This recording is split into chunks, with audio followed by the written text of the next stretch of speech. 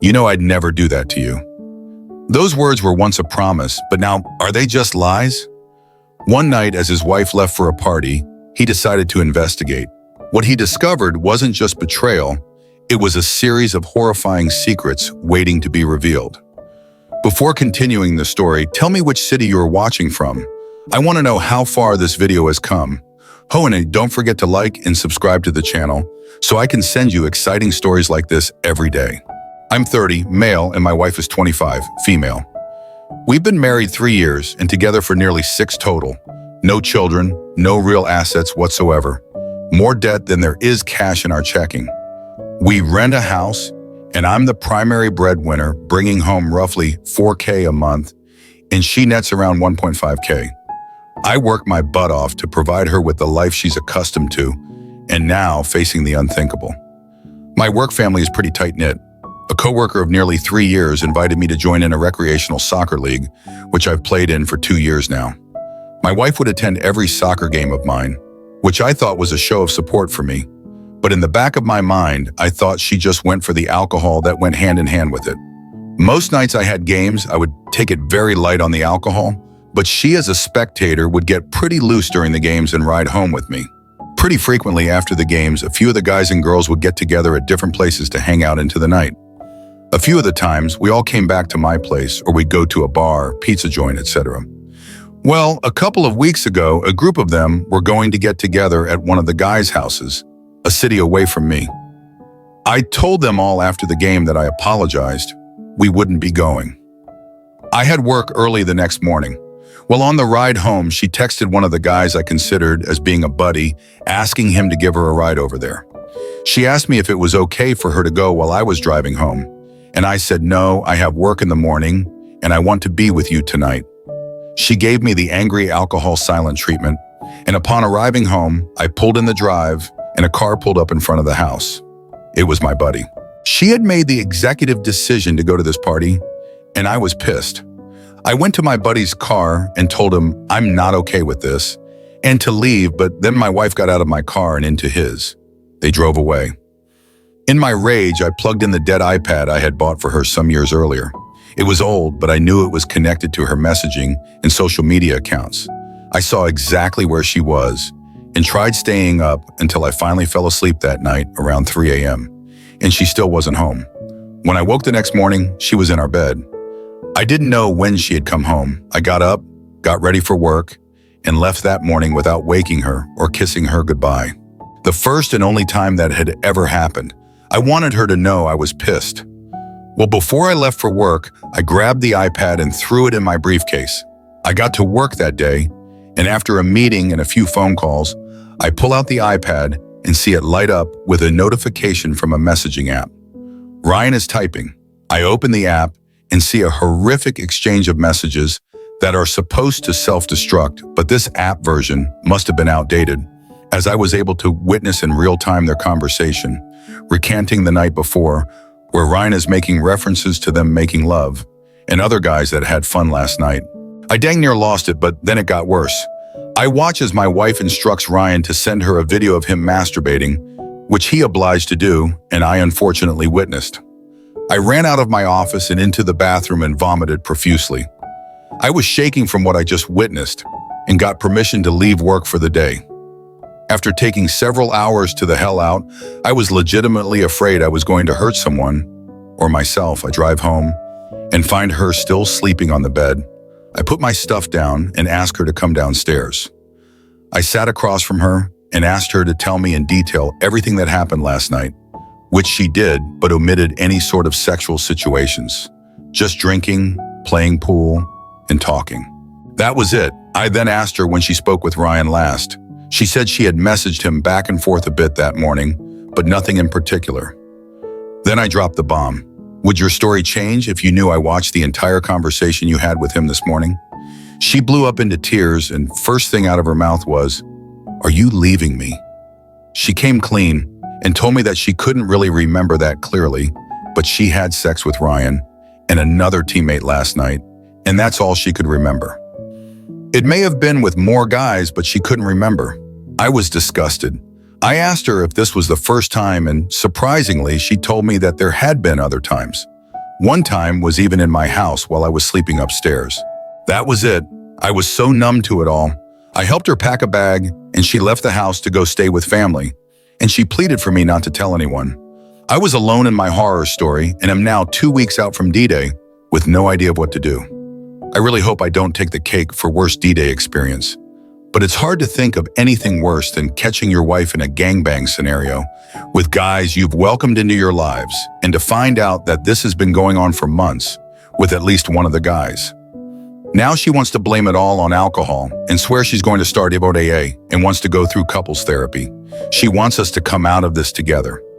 I think it's a little too late, but I'm a chump and I feel the full range of PTSD emotions, including guilt. I don't know why.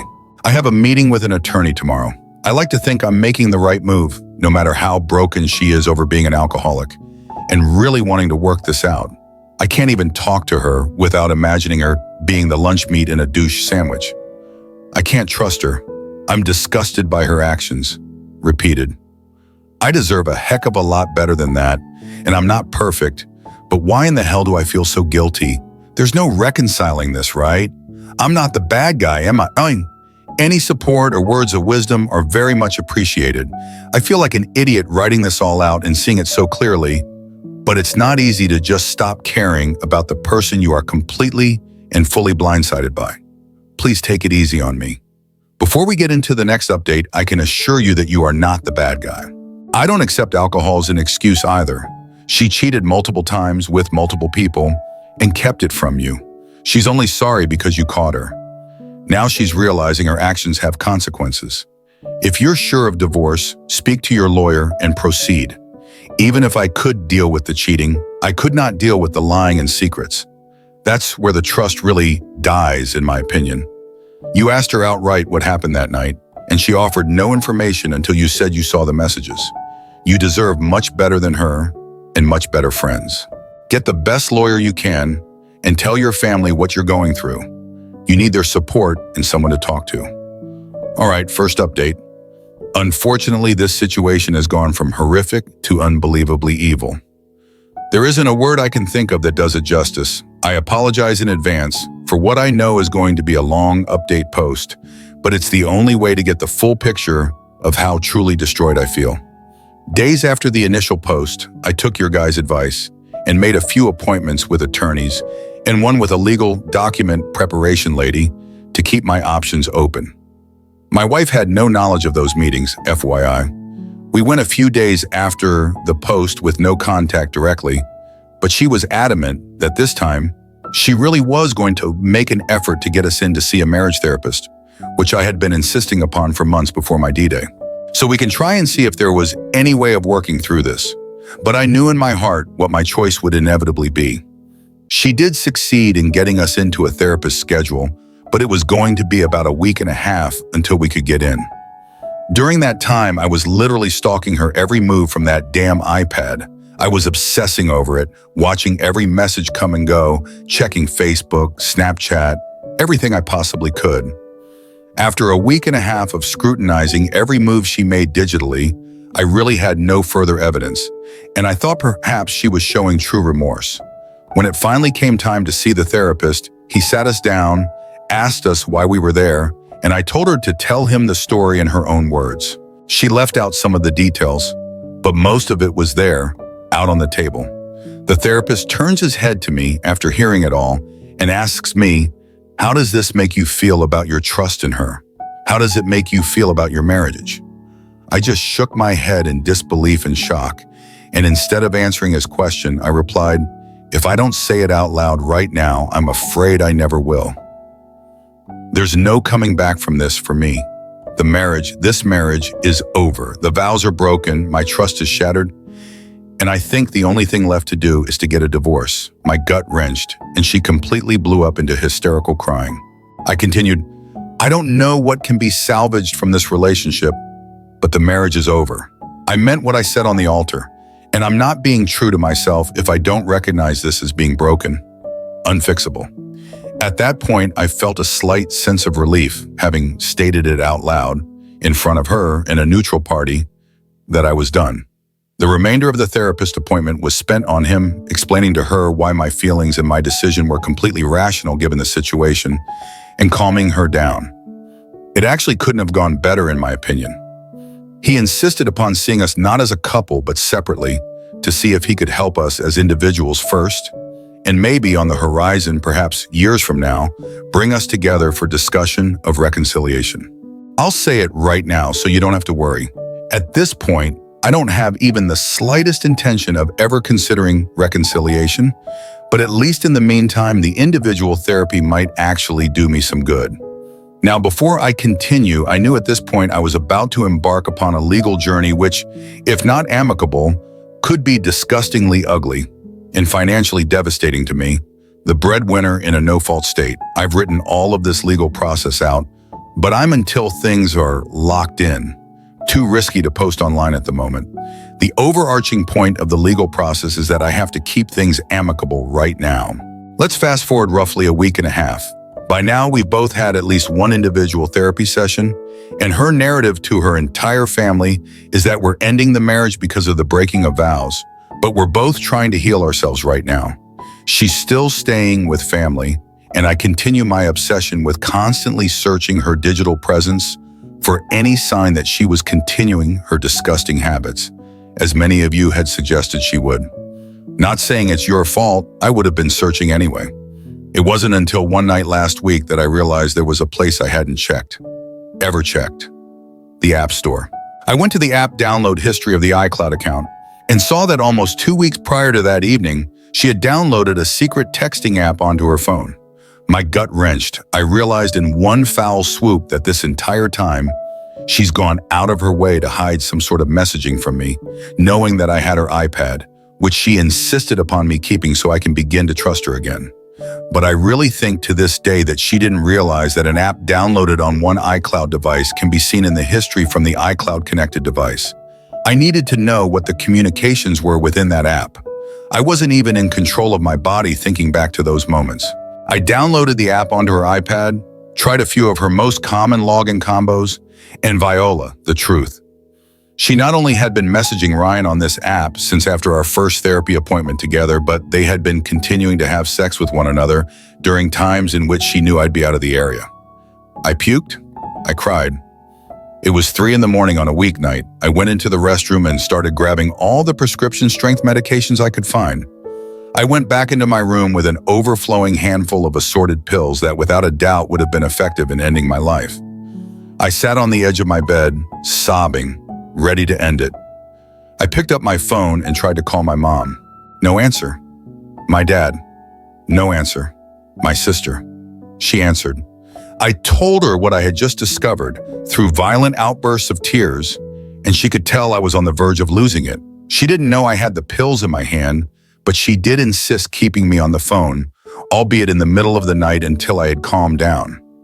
It took about an hour, but I was finally numb again, and after hanging up the phone, I went back into the bathroom and poured the pills back into one of the bottles, washed my hands, then returned to bed to try to get at least a couple of hours of sleep that never came. As hours passed, I realized that I needed to go to work. I couldn't stand to be in that house or that moment any longer. As I got dressed, I threw the bottle of pills into my briefcase, along with the iPad, both of which, upon arrival to my office, promptly gave to my most trusted coworker and asked him to lock up in his desk and not return them to me no matter what. No questions asked. He obliged and gave me an understanding pat on the shoulder as I walked away. So now I've done it. I got what I was asking for, what I had been searching for. Undeniable proof that not only is my wife a cheater, but she's also a cold-blooded liar. I struggled for days on end, trying to decide what to do with the information I had discovered. On one hand, I wanted so badly to call her out to every possible family member, friend, or acquaintance, and let the whole world know what she truly is, what she had done and was continuing to do. But I couldn't. I already had the process underway for ending the marriage, but there's still a time window where she could choose to get nasty and costly. As days went by and more texts, calls, and attempts to communicate with me went unanswered, she finally went out of her way to stop by and check on me. I about lost it completely. During the encounter, I was profusely very vague and seemingly indifferent to her.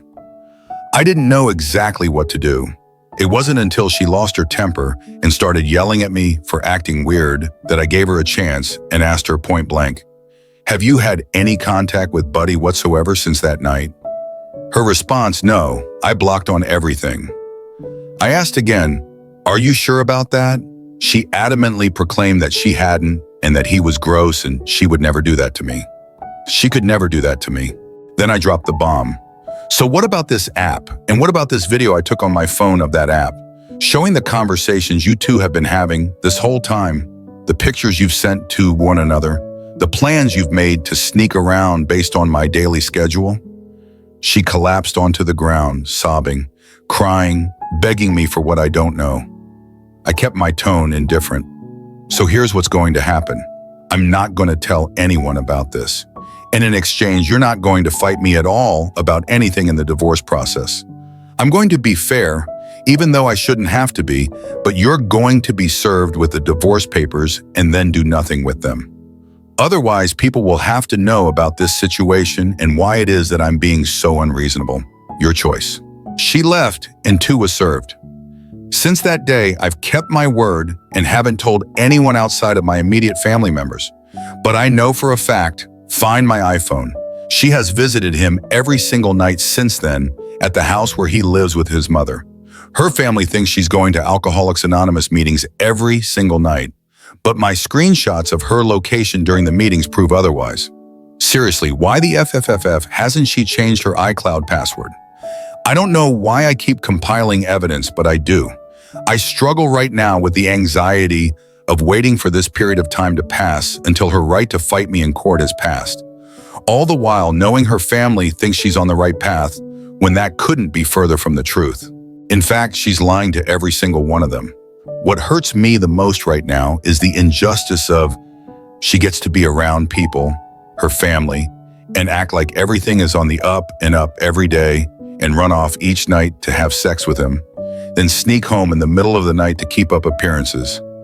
All the while I go to work each day, head home to an empty, mentally haunting house, and experience how it truly feels to be alone in every sense of the word.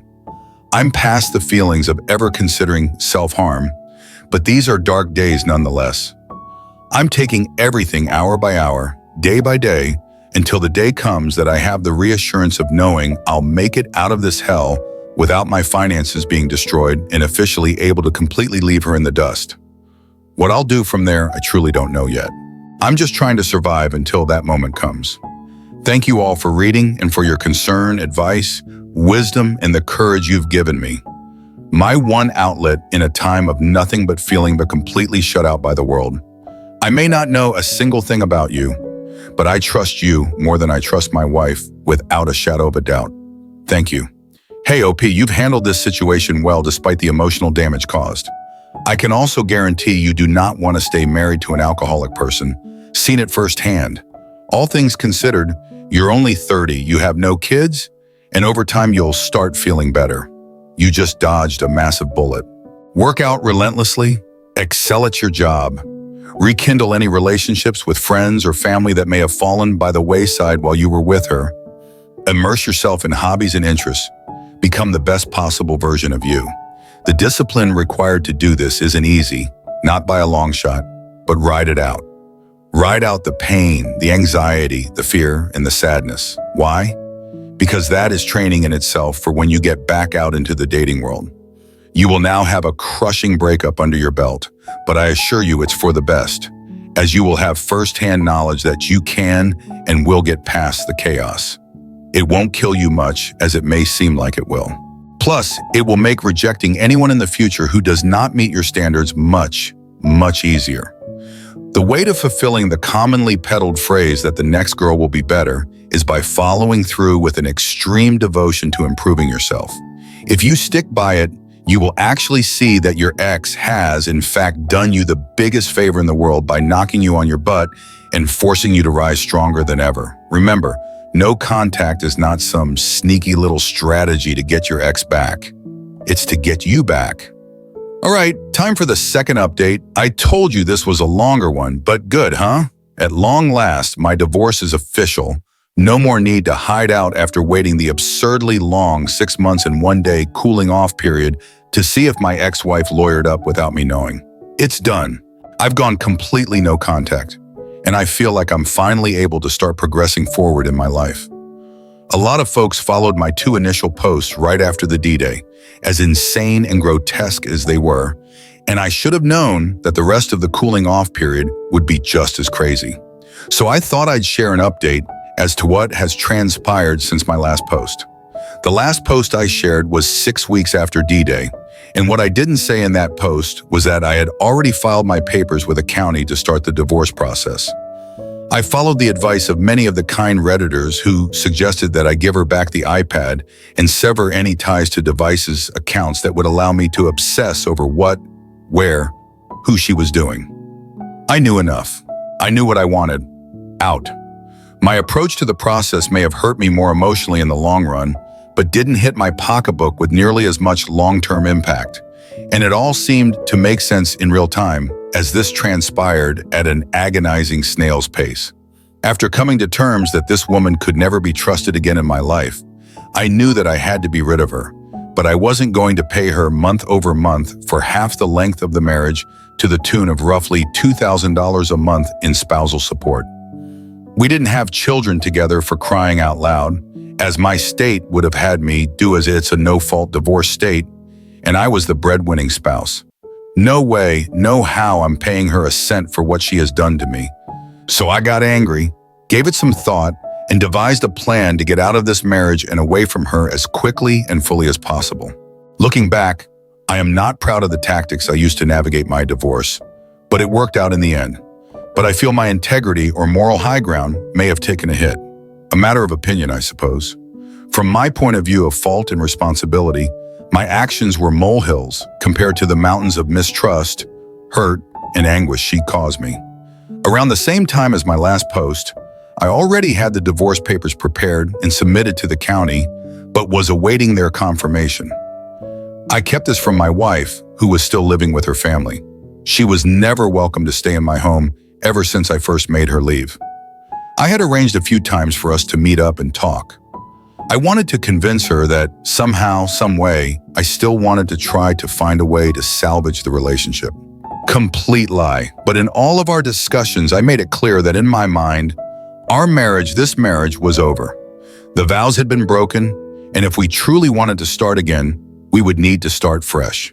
We would need to mutually end this marriage and then begin dating one another again, courting and finding our way into a new, stronger relationship. I'm literally about to gag typing all this out.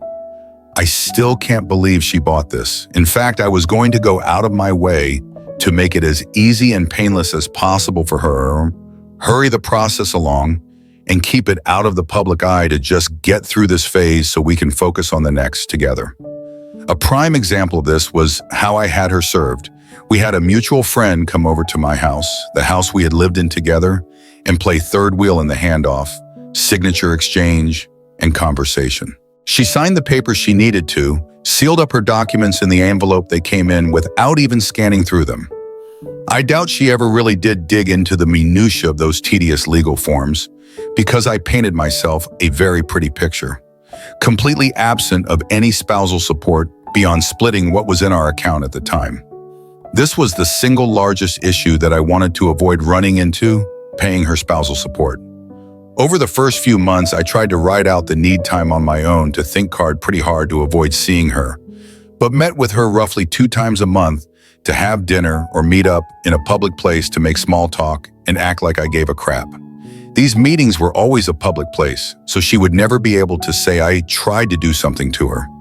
I kept up appearances, I played her on, I made her feel like I was truly working through my emotions and coming to grips with what happened, and seeking the ability to forgive so we could reconcile when I had absolutely no intentions of doing so.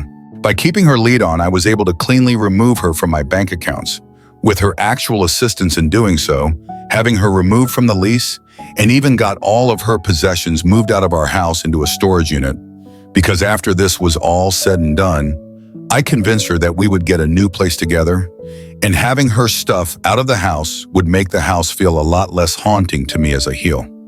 Lying to her and keeping her in this state of submission and cooperation made all the difficult separation tasks insanely easy, and she thought she was doing the right thing for us.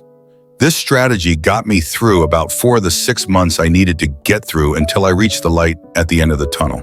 It wasn't until sometime in early month 4 that I received a text message from a family member she was living with asking if we were still working things out. This family member knew of Ryan and the truth to the story, but to keep up my reconciliation charade, I replied with a yes, why, and I received back a picture of my wife and Ryan having dinner at a restaurant a city away with a follow-up text saying this is happening right now. Just so happens that this family member was meeting up with coworkers for drinks after work and spotted them together. This is where I completely messed up by letting my emotions get to me. I texted my wife right then and asked her if she could talk on the phone, and she replied back with a watch that she was in an AA meeting and that she could call me as soon as she was out. That's when I lashed back with I didn't know they had held AA meetings in insert restaurant name here, and that Ryan was now your sponsor. That got her attention. She called me immediately and started yelling again, accusing me of stalking her. I replied with some choice words that mods definitely won't allow on this sub, basically telling her off, calling her some names, and acknowledging to her that I have absolutely no interest in speaking with her ever again. Thus, the last 2 months of the divorce resulted in her being in a relationship with Ryan, which was private at first, but eventually became public. I had blocked both of them on all social media, but through various friends of ours, information trickled in, questions arose, and more people started contacting me wanting to know what was going on. Apparently, my wife was getting bolder and posting status updates and pictures of the two together. If someone reached out to me and asked, I would tell them as much as they wanted to know. The friendships and relationships I truly valued and wanted to salvage, I had to get on my side. It didn't take more than telling them the truth to do the trick, but having the support behind me and to hear people who knew us both acknowledge that what she did to me was horrific. Just to hear that validation felt more important than the material division in the divorce itself in those moments. I finally had people to vent to, and boy did I vent. Almost everyone I spoke with about what happened had communicated with her first in one way or another to find out, who is this guy she was posting all these pictures of? A common denominator arose from each of those follow-up calls to me, that she drastically downplayed the events which had occurred. Though, to the best of my knowledge, she didn't deny that she was the one who cheated, I was more than obliged to fill them in on the details she chose to leave out. Every one of our friends and most of her closest relatives were in shock, and I truly believe they chose, and continue to choose, to support me, and I found myself asking them not to rock the boat until the divorce was finalized. The more time that went by where they were together, the bolder the pictures became. The more public they went with their relationship, the more my phone rang. It came to the point that I had to ask people to please stop informing me of their developments, because it was still causing real emotional pain. Valentine's Day happened to be just a few days before the finalization of the divorce, and along with the day of love came 3 screenshots from 3 different people, all of the same social media posts.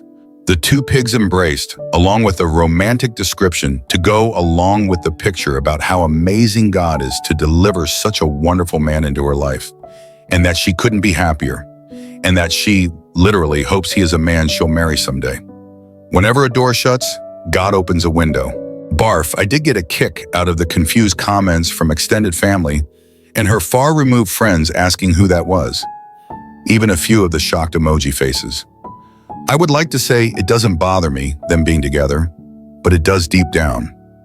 I still feel a deep sense of loss, but now I also feel an absolute feeling of pure disgust and regret at how ridiculous, grotesque, and cold-hearted this woman is.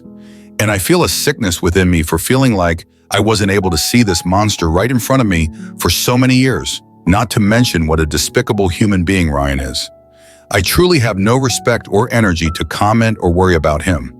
He's sure to get hit by the karma train sticking around with her, my ex-wife, someone I truly feel like I do not know anymore. And it's making it a bit easier on me moving forward. Alas, the day finally came last week, where the court-appointed date of the dissolution of our marriage arrived. I hadn't been served any papers, and her opportunity had passed to fight me for anything we hadn't listed on the agreements last drafted when we were still going to try again. I was able to keep my entire 401k, no spousal support, no additional debt into my name, no lawyers, no court, no having to ever deal with this person ever again. At the end of the day, I blocked her number from my cell phone. The next day, 7 of my closest friends, 6 of which were friends of the both of us, threw me a divorce party, which they posted on Snapchat throughout the night. It was truly a celebration worth documenting and earned every single one of them a complete social media block from my ex-wife and a few nasty texts to some of them. Her maid of honor was at my divorce party and wants nothing to do with her ever again. P.S. This is one final internal struggle I'm having. Maybe someone can offer some insight. Back during the D-Day obsession period, when I was scouring her digital footprints, I stumbled upon the fact that she had been sleeping with a man from her hometown while all of this was going on. The thing is, this guy is an old flame of hers, but has a wife and a kid at home, and I truly struggle with whether or not I need to find a way to make sure the wife knows.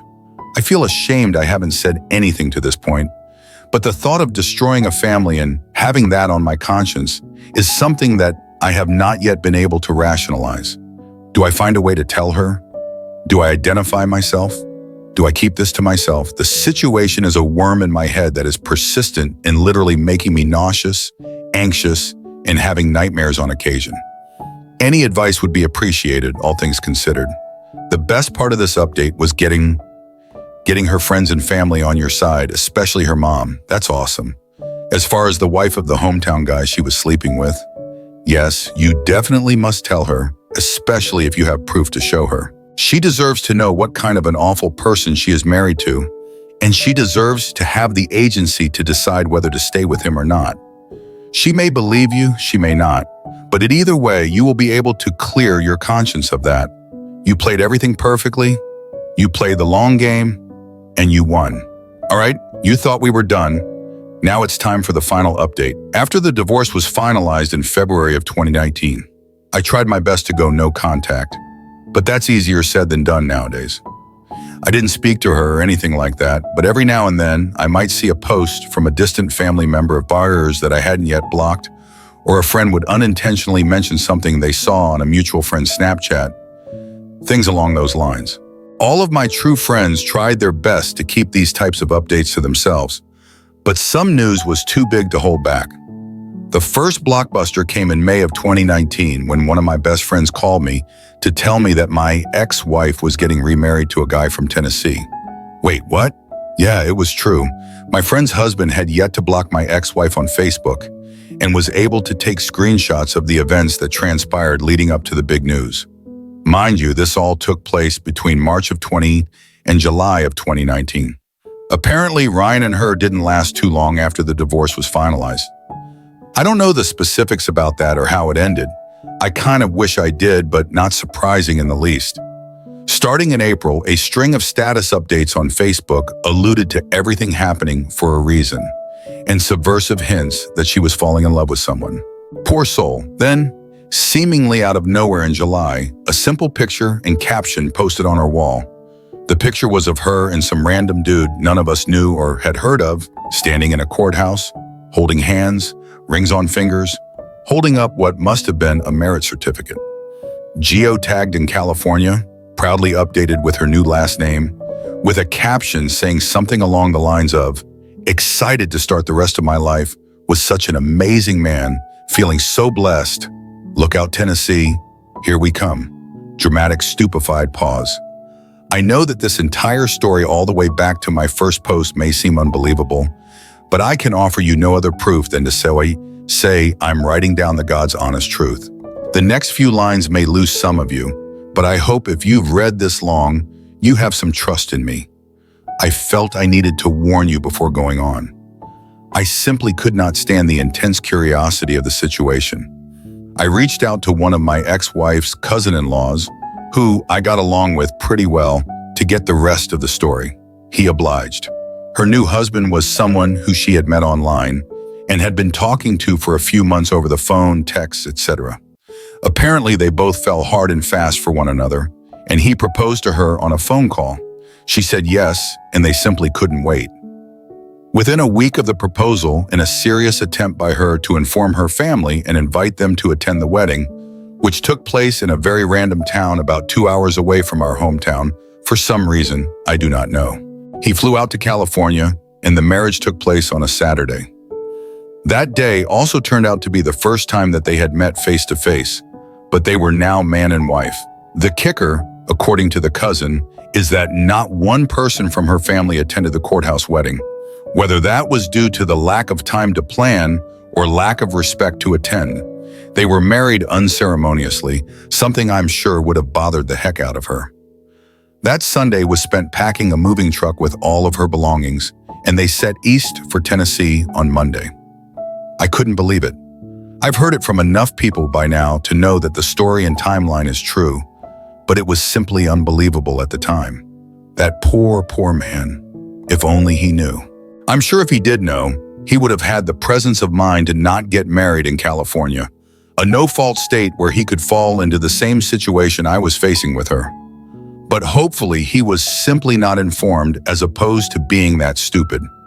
For the time being, I did the best I could to shake the idea of both of them from my mind, but I did find solace in knowing that they were moving far, far away, where I know I wouldn't have any chance of randomly running into her ever again. Summer came and went in 2019, but right in the middle of fall, another bombshell. While thumbing through Instagram, a video crept up on my screen of my ex-wife holding a plate in front of her father, him covering his eyes with his hands. Before I was able to realize what it was I was looking at, I saw that on the plate sat a single cookie covered with blue frosting. My ex-wife's voice came through and was counting down. 3, 2, 1, it's a boy, as her father uncovered his eyes.